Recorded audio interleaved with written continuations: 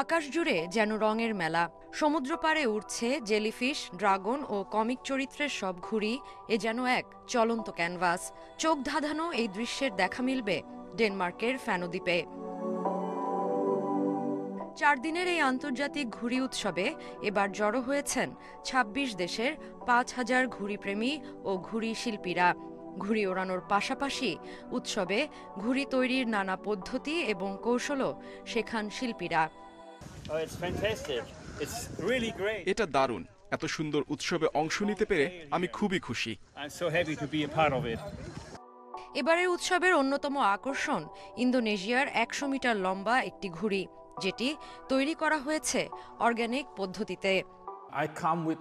আমি অর্গানিক উপাদান এবং ঐতিহ্যবাহী ঘুড়ির কাঠামো ব্যবহার করে একটি ঘুড়ি নিয়ে এসেছি। পশ্চিমা উপায়ে আধুনিক উচ্চ প্রযুক্তির উপকরণ এবং কাঠামো ব্যবহার করা হয়েছে। ৪০ বছর আগে এই ঘুড়ি উৎসব শুরু হয়েছিল খুব ছোট পরিসরে। তখন মাত্র গুটি কয়েক পর্যটক অংশ নিয়েছিলেন। এখন এটি শুধু প্রতিযোগিতা নয়, পরিণত হয়েছে এক মিলন মেলায়, যেখানে ঘুড়ির মাধ্যমে মানুষ ভাগ করে নিচ্ছে নিজেদের সংস্কৃতি, কল্পনা আর ভালোবাসা। আমরা ৪০তম ফানো আন্তর্জাতিক ঘুড়ি উৎসব উদযাপন করতে পেরে সত্যিই আনন্দিত। প্রথমে এটি খুবই ছোট পরিসরে শুরু হলেও এখন হাজার হাজার মানুষ এতে অংশ নেন।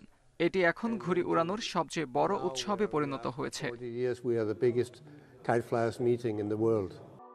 প্রশস্ত ও সমতল সমুদ্র সৈকত আর উপকূলীয় মৃদু বাতাসের জন্য এই দ্বীপটিকে ঘুড়ি ওড়ানোর জন্য একটি আদর্শ গন্তব্য হিসেবে বিবেচনা করা হয়। এবারের ঘুড়ি উৎসবে ইউরোপ, এশিয়া এবং যুক্তরাষ্ট্র থেকে জড়ো হয়েছেন ঘুড়িপ্রেমী ও শিল্পীরা।